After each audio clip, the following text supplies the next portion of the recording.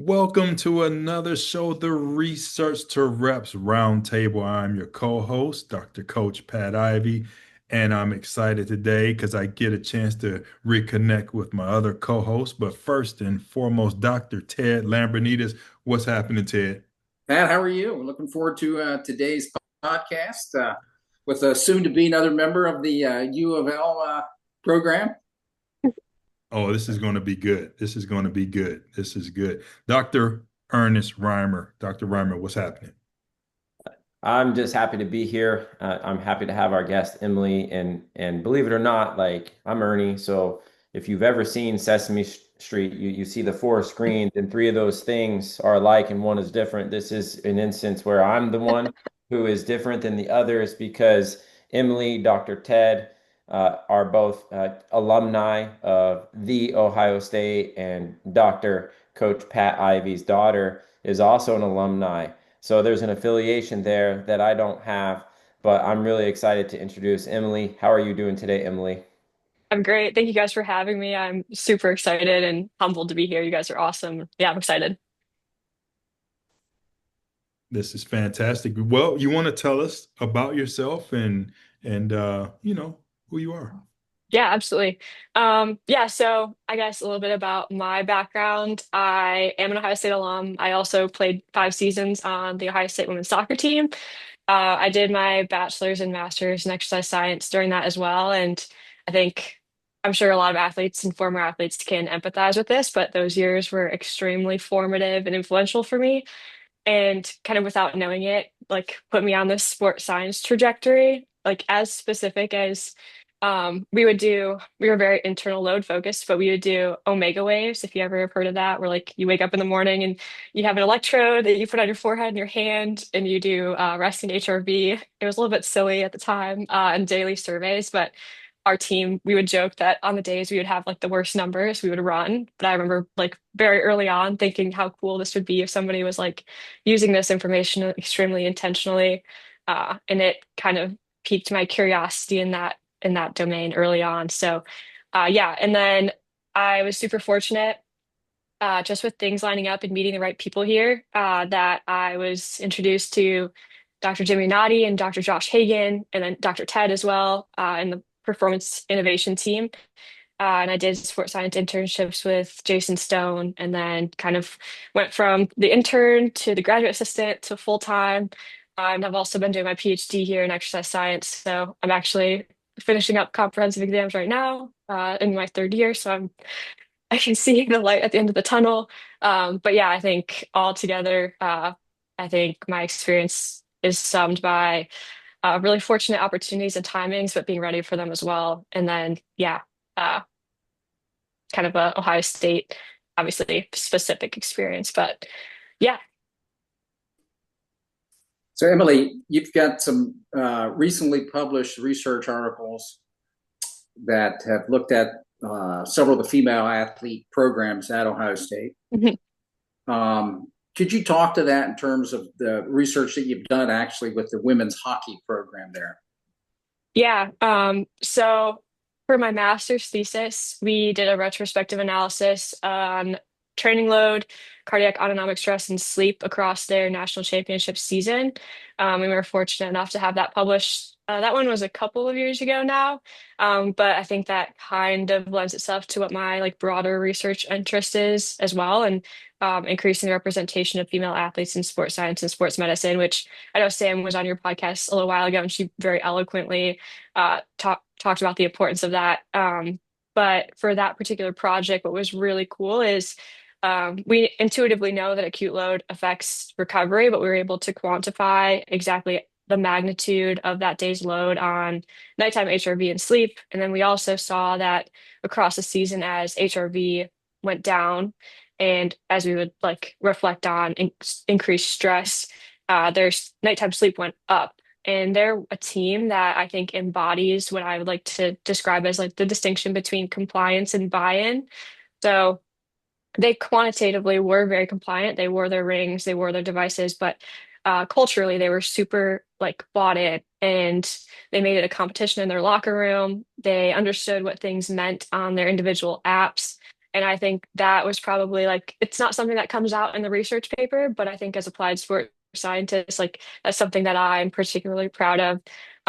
Like the two domains of it. We made this contribution to the greater body of scientific knowledge, but we saw like, again, its effect on the team and then their success with that as well. Um, I think too, that kind of sums out what I think was cool or has been cool at Ohio State is like we are really in uh we really push this like iterative process of practice informed research and then subsequently evidence informed practice. So another example paper that just came out was we looked at how practice times affect sleep. And it's again, it's intuitive to us that if we restrict the nighttime sleep window, that they're going to sleep worse.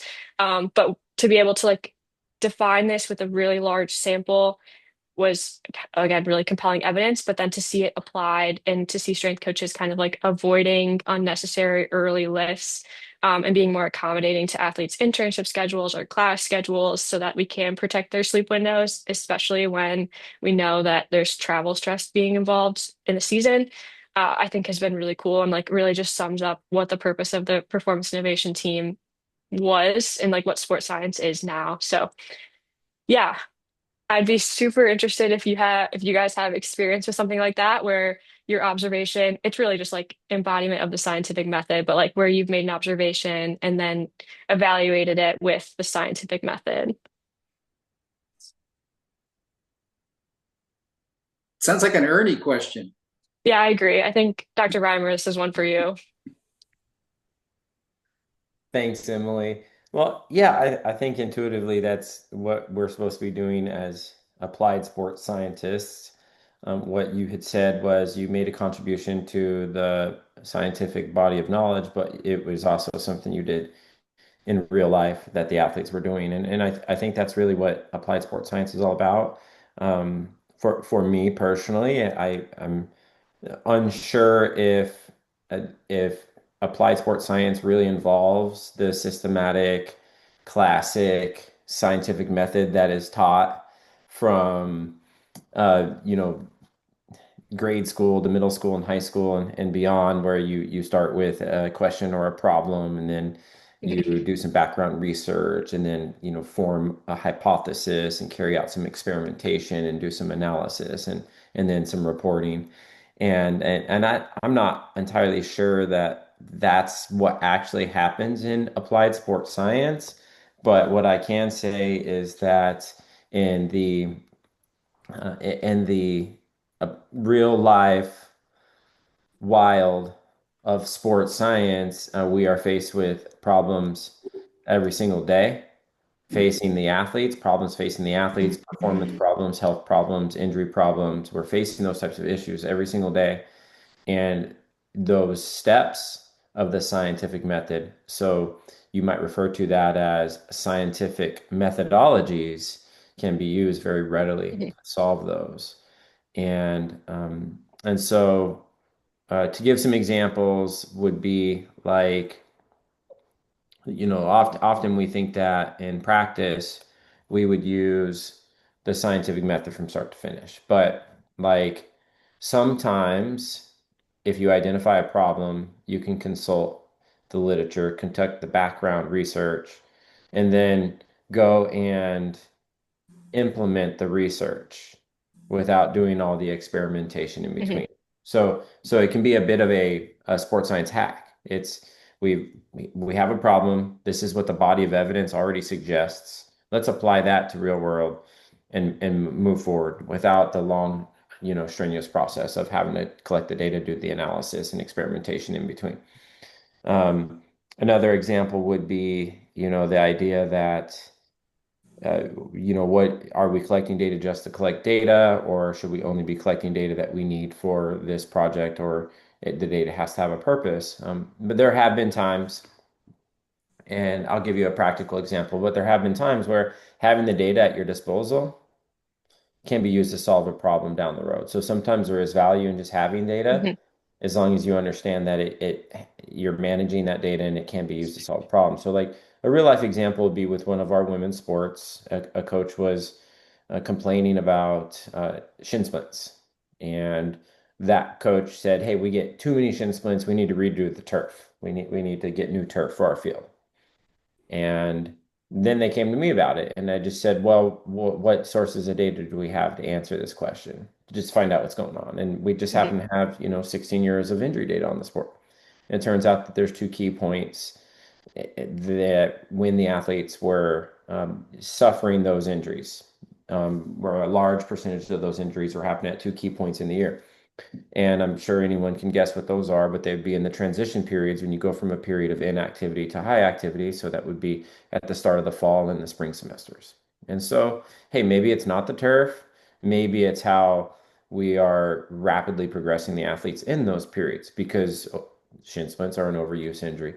And so there's got to be a period in the year when we might be causing some overuse in the athletes. And so Mhm. we were largely able to solve the shin splint issue by without replacing the turf, but using that data that just happened to be at our disposal. So this is an example of another sports science hack. We just happen to have this data at our disposal. The problem came up, we refer to the data, and that data answers a question that we didn't originally have when we collected the data.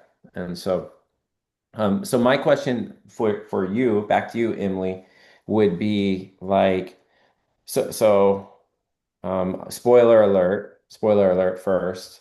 When we look at sports scientists, like we look for unicorns, right? Here at Louisville, we look for unicorns, like these individuals with these unique experiences and backgrounds and different sets of educations, a lot of different scientific skill sets and a breadth of knowledge. And I feel like we have found another one of those unicorns in you, Emily. So, spoiler, Emily will be joining us here in Louisville to serve as the first ever full-time applied sports scientist for the Racing Lou Football Club in the NWSL. So, congratulations, and we are excited Thanks. to have you come and join us here.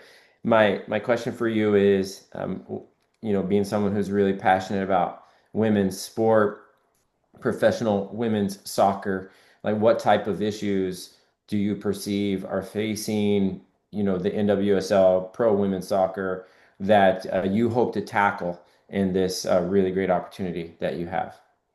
Yeah, first of all, thanks. I'm super excited. I think there's a couple, I'll say three that come to mind initially. The first one you kind of already touched on, but a little bit more specific, but this idea of transition periods, and one that I'm particularly interested in is the transition that athletes experience when they come back from national team camps. I Mm. think the disparities in resources with different federations makes that particularly challenging, just because there are some federations that are extremely well resourced and will know uh, very exactly what was going on during that camp and how prepared they were going into it. But there are others where that absolutely won't be the case. So how do we handle that athlete's reintegration back to Racing Louisville?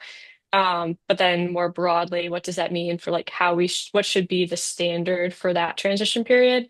For what you exactly said, like that the sensitivity of not necessarily like you gave the analogy of non-activity to rapid progression, but just two different environments and understanding what was going on in both of those. So that's one. Um, the second that I am very interested in, but candidly, like, isn't where my sports science training and focus research-wise has been. But on the long-term athletic development side, one thing that we're seeing in women's soccer specifically, is this kind of like skipping the amateurism process and younger athletes going professional early, which isn't new to soccer. Like you see that in the Premier League and other top five European leagues um, on the men's side. But I'm very curious, what are the standards, investigating more, what are the standards physically to make sure that these athletes are prepared for the demands of professional women's soccer?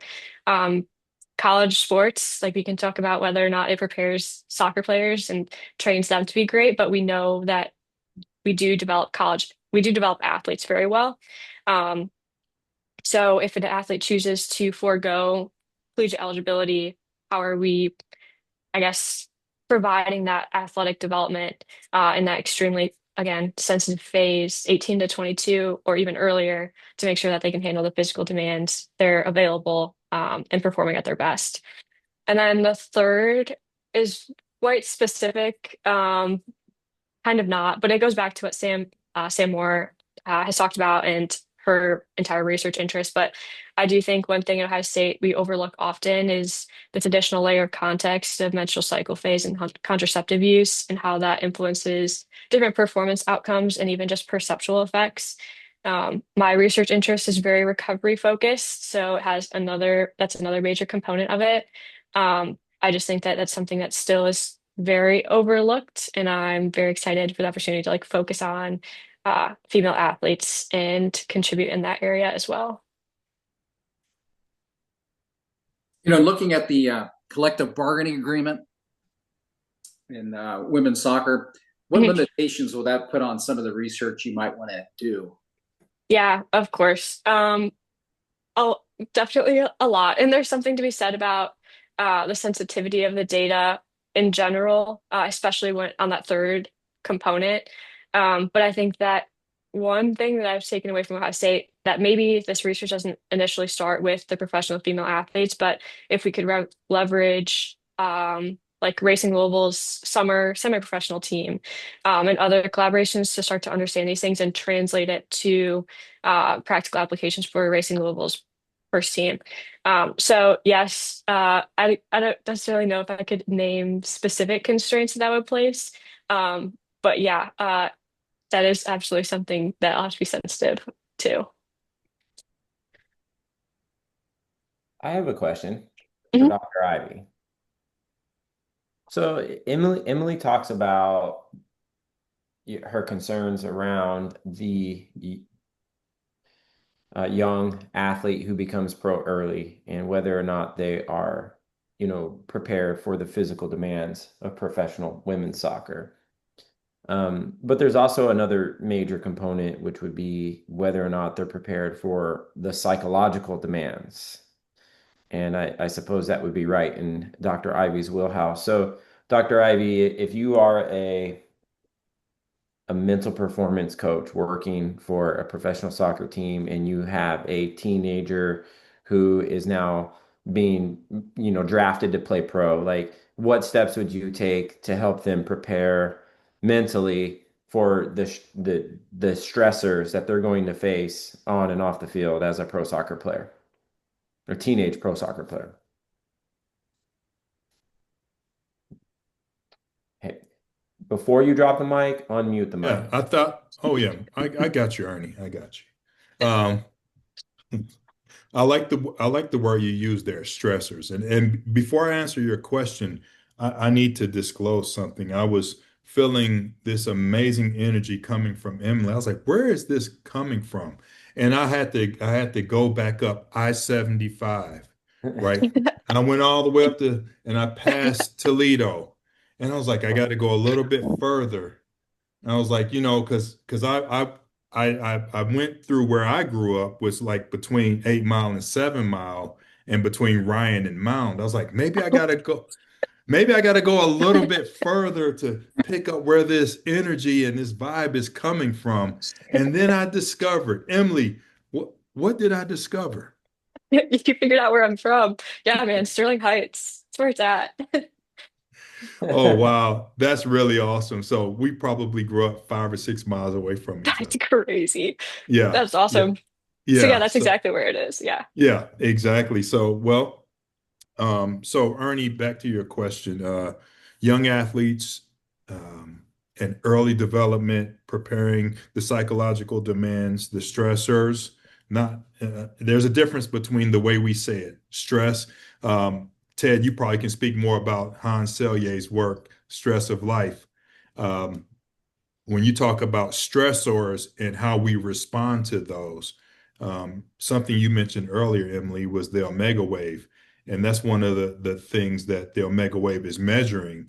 It are those stressors. And there is a psychological impact aspect to that, Ernie, to how your body responds to stress. An example I want to give, we had a junior college transfer future first round draft pick, and we did an omega wave on him uh, after the first game. He was the only one that came back in the red. We pulled him to the side and said, "Hey, you're in the red." He said, "What does that mean?" Like, it means that between the time when the game ended and when you showed up today, you did something that no one else was doing. And he said, "You all can tell that?" Like, yeah, we can tell that. Now this is a mature person. He said that'll never happen again. The rest of the time, Emaly, he was in the yellow or green better than the rest for the rest of the season. Went on to be a first round draft pick. Now, Ernie, you're talking about young athletes that don't quite have that level of discipline, understanding, and you know that they understanding they're going to be a potential first round draft pick. So how would I work with them? Well, I have to see them as that. I have to help them to see, hey, you're a freshman now, but potentially you do the right things long enough, you're going to be in a situation where you're going to achieve your goals. And I think is if we can help them to see the older versions of themselves and help them to make the right decisions along the way, they can maybe go to sleep a little bit early. You don't have to stay out till 2 in the morning. How about 12:30? Let's extra hour and a half of sleep.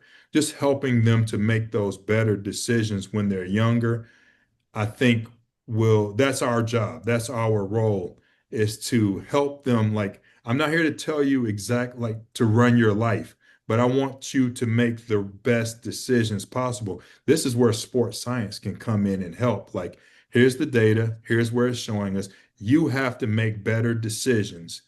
There's going to be stressors out there, and those can either be magnified or reduced, but you have to make the right decision. So long answer there, Ernie. I'm hoping I answered your question. Emaly, what do Now, you? Emaly, I got a Oh, question, go ahead, Emaly. Ted.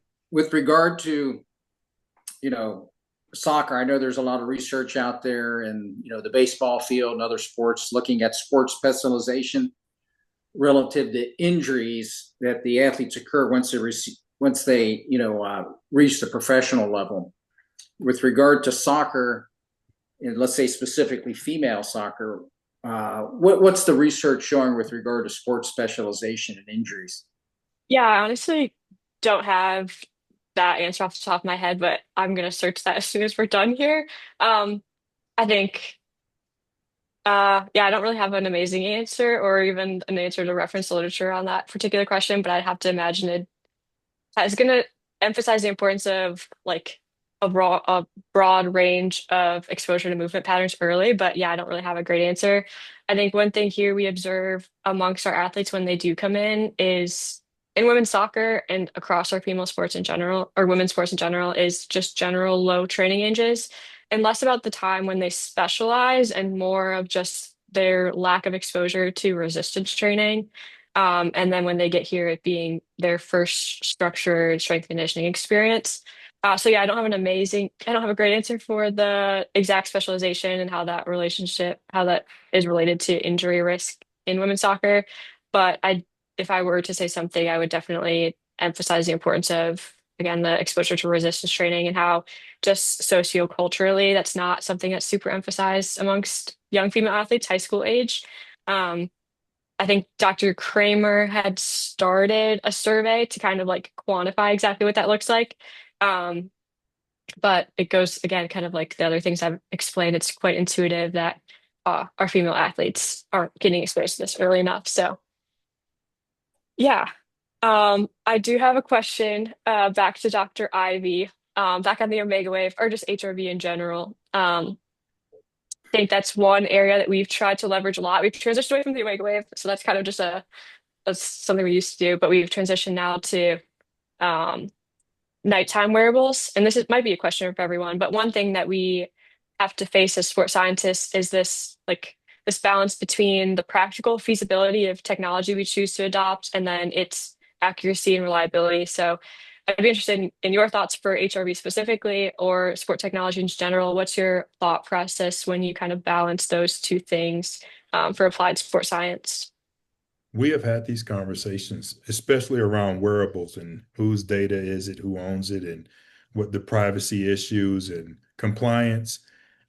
I think it's one that we don't employ enough psychology in it as well. Like the athletes need to have some buy-in and ownership. Hmm.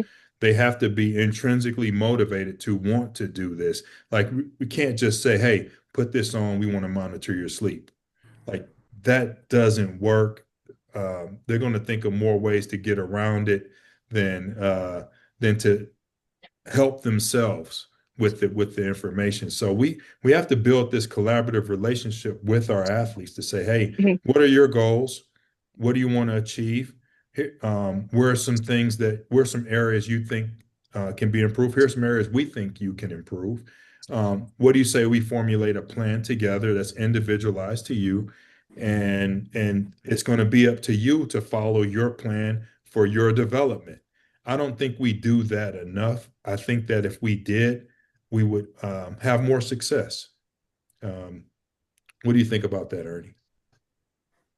Yeah, I fully agree with that. I mean, to take this in a different direction, like one of the things I'm most excited about with the forthcoming NIL era, I guess you could say we are in the era, but we're just getting started with this, is that you have these athletes in collegiate athletic settings now who make a lot of money, make more money than most of the employees. And just like in where I was, say, elite skiing, where a lot of those athletes were pretty well off and fairly ambitious, and also in pro sport, I do think we could be in a situation where we see more and more scenarios where the athletes don't want to use our resources because they now have the money to pay for their own chef and nutrition and pay for their own personal strength and conditioning coach because they're going to care just about me and things like that. So I think some of those things are forthcoming in collegiate athletics. They've been around in pro sport, Olympic sport for a long time.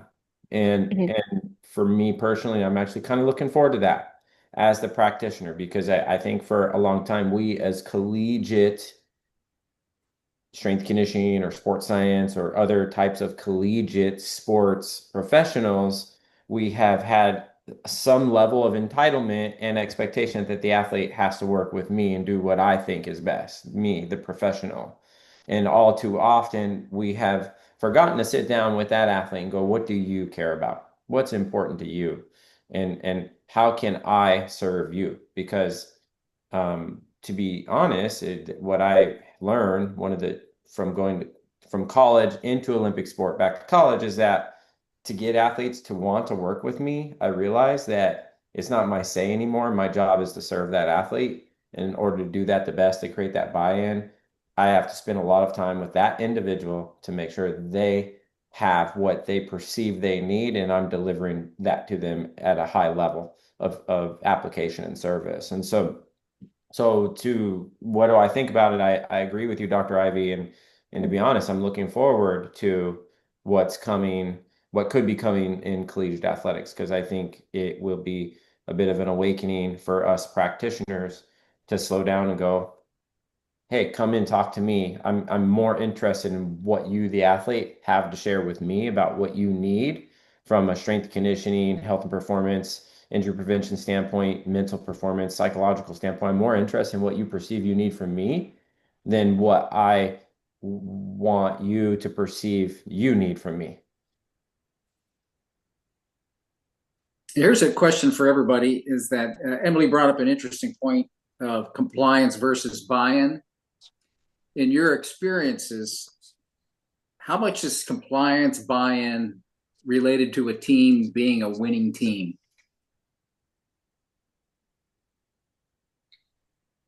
Do you notice differences in, hey, I know Emaly, the hockey team, I think won the national championship, Hmm. and you did that research, but let's just say if you did that same study with the team that finished last in the league, would they have had that Yeah. degree of compliance or buy-in, or is that something a unique variable to winning teams?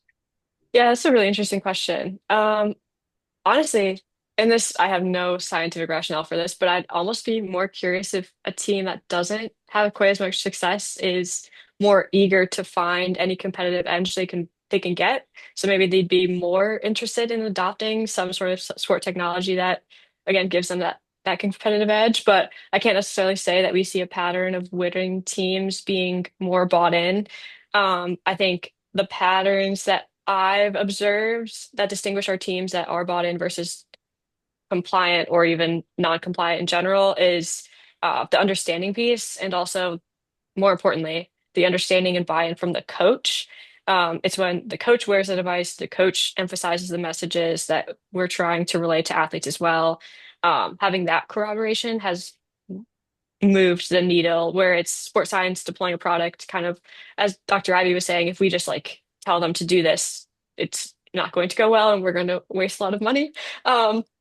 If the head coach is like genuinely curious and believes in the product and emphasizes the message to athletes, and then the athletes subsequently are curious and interested in it, that's when we see the distinction. But yeah, I think the question about winning team versus a losing team is interesting, but I'd have to imagine that a team that maybe isn't doing quite as well would be interested in again finding any advantage that they can. But yeah, I'll pass that one to Dr. Ivy. Ooh, I might see it from a different angle. Um, I think teams that were looking for the edge that were ones that were more successful. Like they want to like they found a lot of things that work, but they want that one thing that puts them over the edge, and then Mhm. they're bought in. Now, that doesn't mean teams who haven't had the success can't buy into something. I don't think they buy into the same things. Teams that weren't as successful, if I could just show them how to not experience as much pain, like, hey, you got a lot of soreness. If I can help you to not be as sore, is that something you're interested in? They're like, absolutely. Like, my hamstrings are really sore. Like, if you can get them to the point like, hey, how are you feeling now? Oh, I'm feeling much better. Hey, I've got something else if you're interested that will work. And then, I feel Mhm. like you can pull them towards you. But I don't think I think those two different cultures, you got to have two different approaches. What do you think, Ernie? Um, y- yeah, I mean, um, you really like lit a light bulb and sparked a very specific case that I encountered earlier in my career. And you mentioned about pain. And if we're on the topic of trying to um, embrace the athlete to encourage buy-in, whether we're winning or losing, but I was doing something earlier in my career, and I still do this today. It's little known, but I still do it occasionally. But where an athlete would sit down with me and I would interview them. What they're expecting in the end is guidance on how their week looks and how their schedule looks, on how they can kind of tailor some things, make their time more efficient and maximize their goals within their day and the time demands they have on them. And um, word spread with a college football team I was working with, and one of the players asked if he could sit down with me, and because word spread that I was meeting with them and I wasn't pushing the agenda. Part of the reason why I wasn't really pushing it that hard is because these meetings are time consuming. Putting together recommendations that are individual to the athlete are very time consuming, and so it was difficult to scale. So it was kind of a word to mouth among the athletes. And it hit me like a ton of bricks because what he said was, I've had some different procedures and some injuries, and I really think I'd be more productive in practice and I'd perform better in games if my body just didn't hurt all the time when I'm out there playing. And so he had just a lot of musculoskeletal pain from his past injuries and stuff. And so that then led to, going to sports med and talking with different people and saying like, hey, I don't know if you're aware, but this player says that their number one limitation is that they're always in pain from their past injuries and their ailments. And so like what types of modalities and different types of interventions could we apply? And we were able to help that athlete out a lot. So that was pretty cool. But you just sparked that example, and that's a big time factor that we might actually overlook with a lot of athletes, especially your collision sport athletes, your contact sports like football and other types of sports. So I don't know to what extent other athletes and other sports experience just, acute or chronic pain, but I'd be curious to know if anyone here has ever done any research or anything on evaluating that.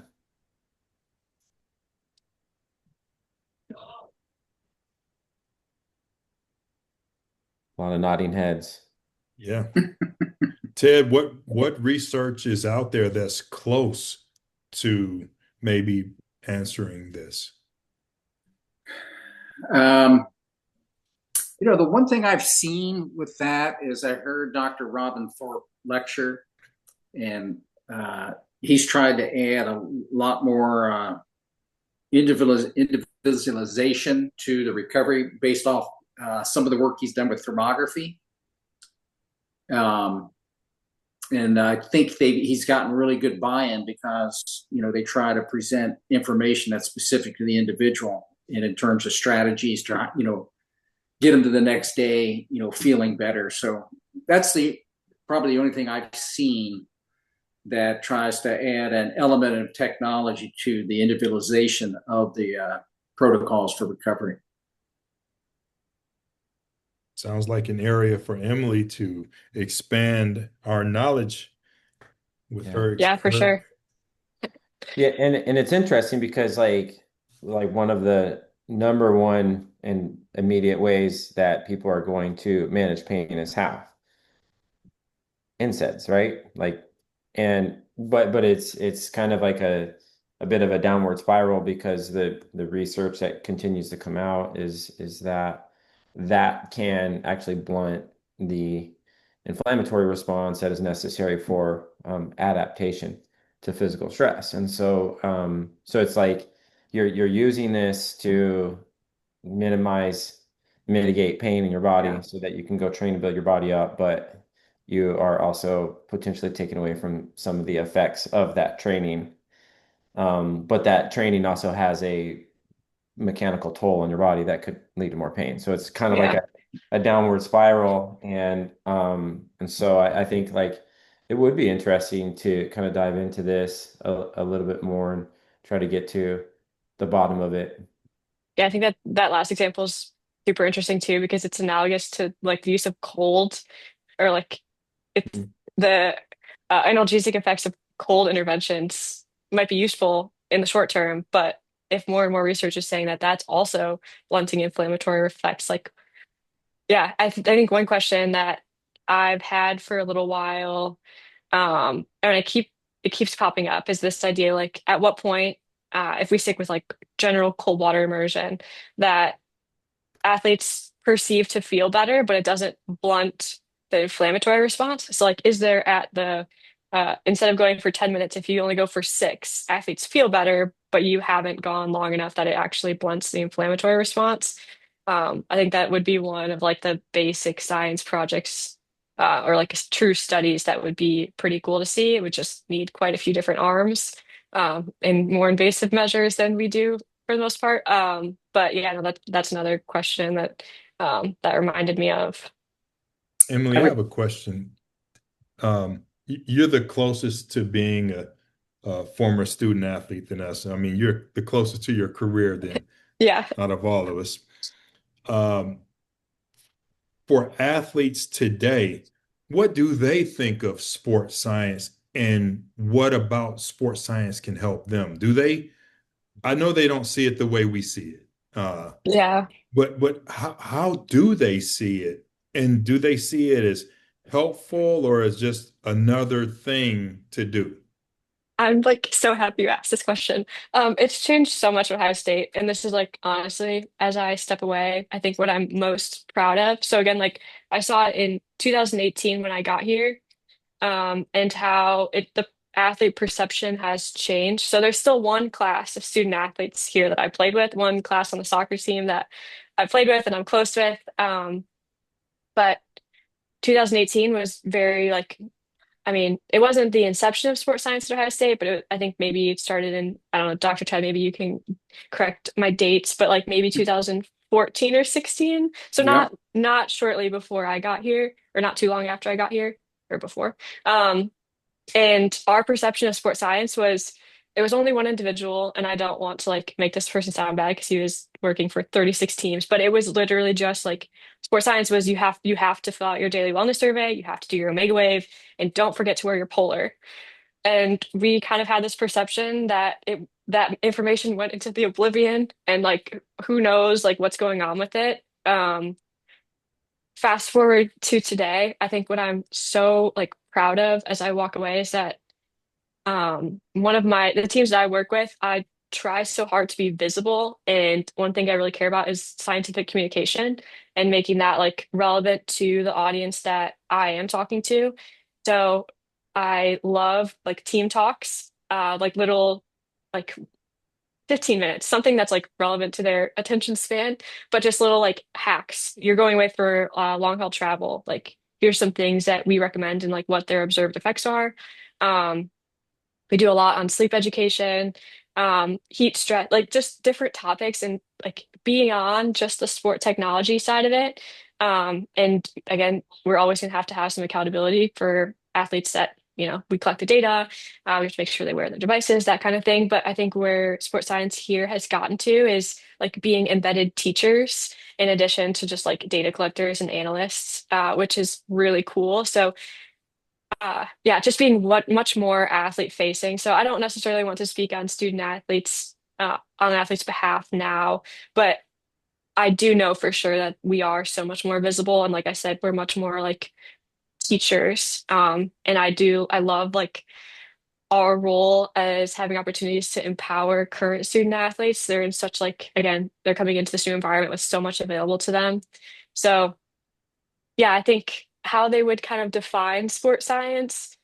I'm not really sure if they'd be able to say it's the study of sport because like sometimes if we're doing data collection for a research question, they're not even really like, I guess they're not aware that it's for a question. Like they go through informed consent when it's appropriate, but they still don't really know that like that's like what we are.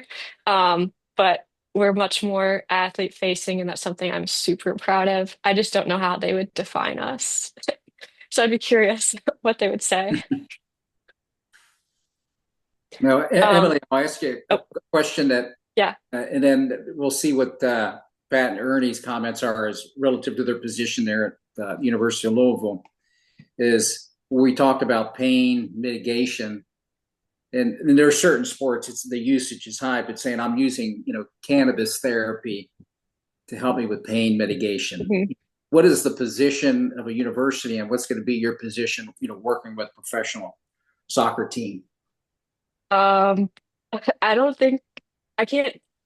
I don't know if Ohio State sports science has a position. We defer to like our Ohio State rules and regulations, and I'll defer to that in my new environment as well. But practically, our experience working with that in sports science is how that affects sleep and recovery.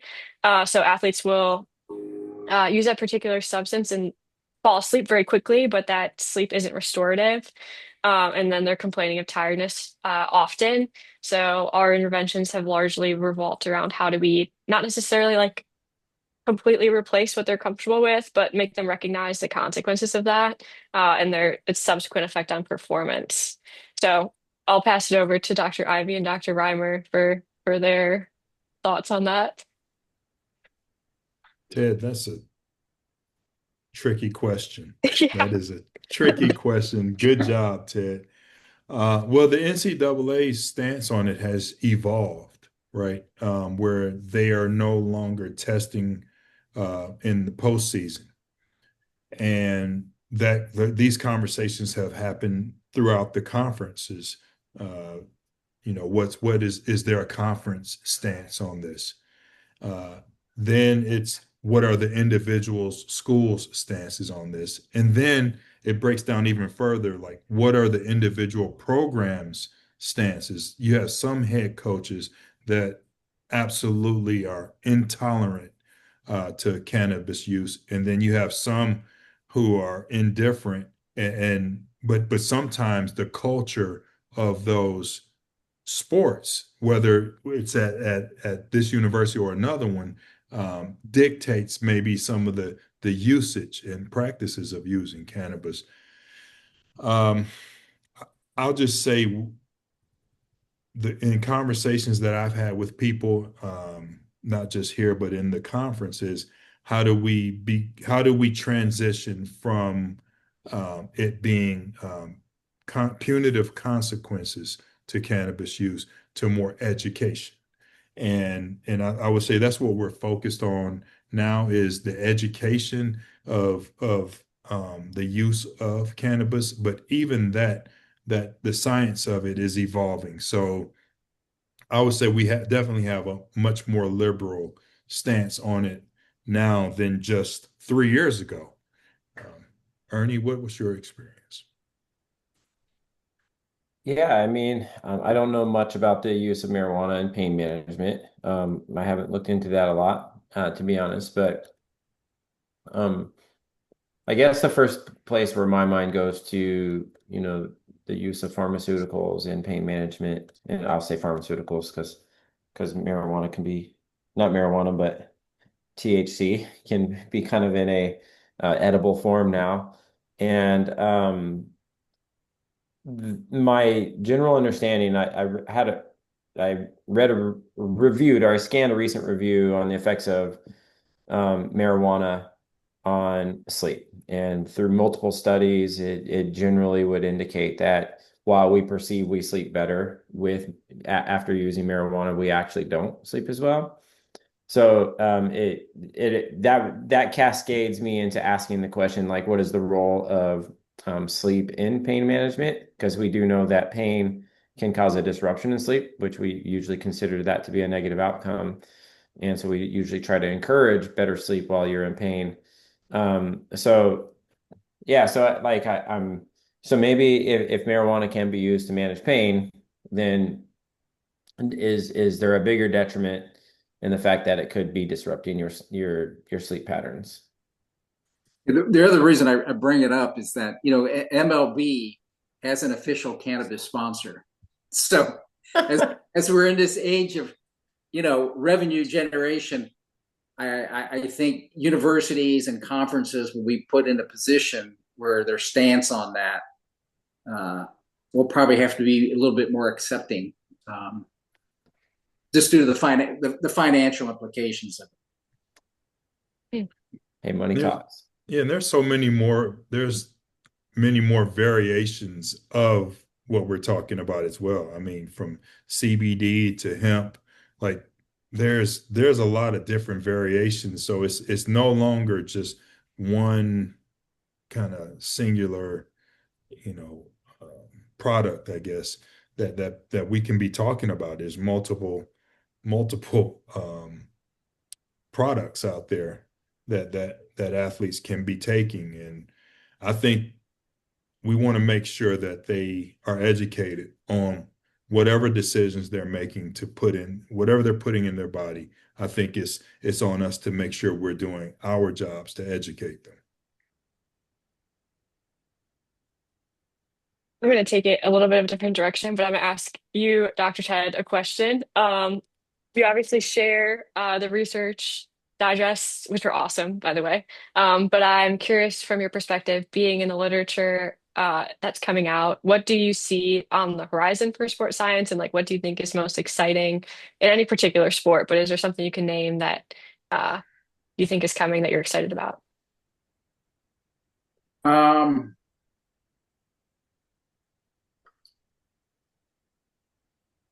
I would say, well, probably maybe more research. I think there's a couple universities that I think it's Duke and Stanford that have like 10 years of players, DNA and looking at different injuries.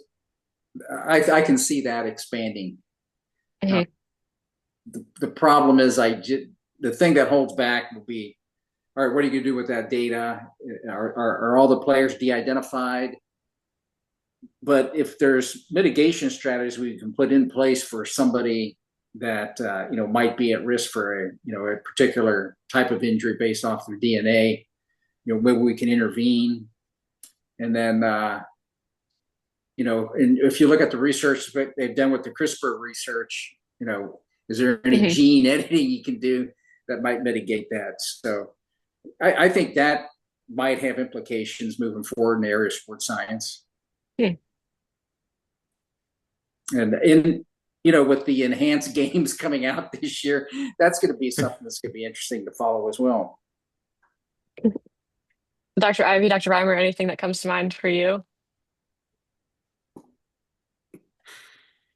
Hmm. You know, we've gone through a few different stages. Maybe 10, 15 years ago, we wanted to know the impacts of social media and what it was going to have on our student athletes. Mental health.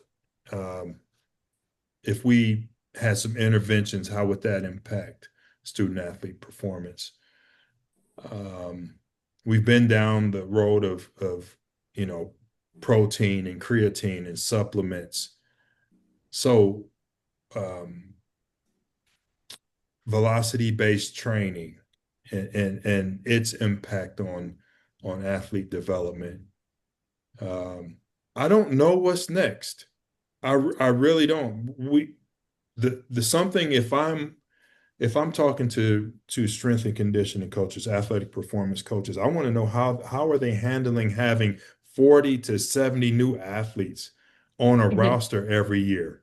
Like, what were you Yeah. doing to do your what was your baseline testing 5 years ago versus what it is today? How are you monitoring progress and performance? How are you mitigating injuries when you're used to having maybe half of your class redshirt and then you had them for an extra year. Very few of them were leaving your program.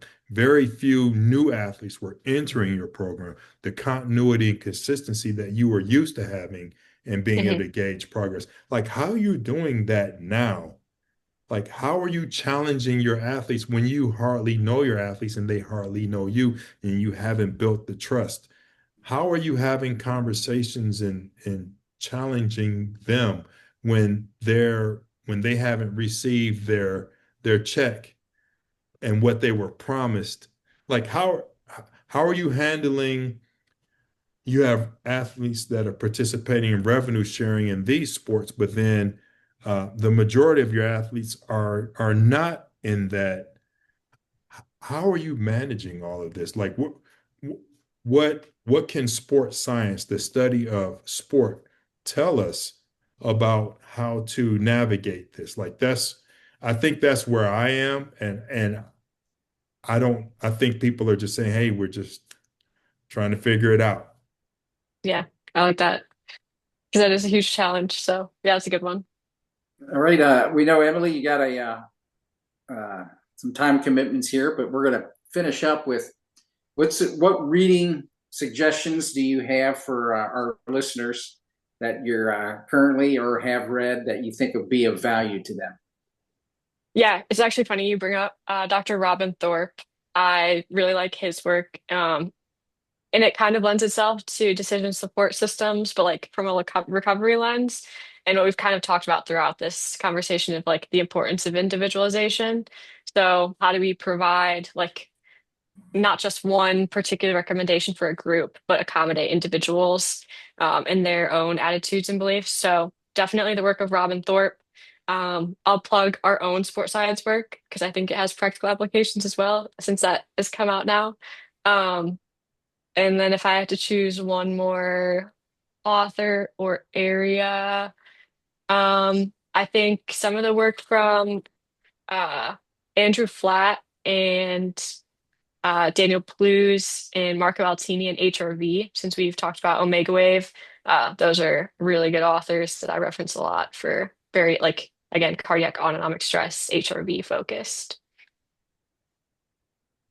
Well, Emily, thank you so much for joining us. The time flew by, so that means we have to do a part two or three or four, however we break this down. Looking forward to um, having lunch with you at Lost Margaritas here, right on the edge of campus. That's kind of our spot. Sweet. And That's where part 2 and 3 will be happening, by the way. Cool. Awesome. Yeah, thank you guys for having me. It was awesome. Appreciate it. well, thank you. Have a Thanks, great day. Emily.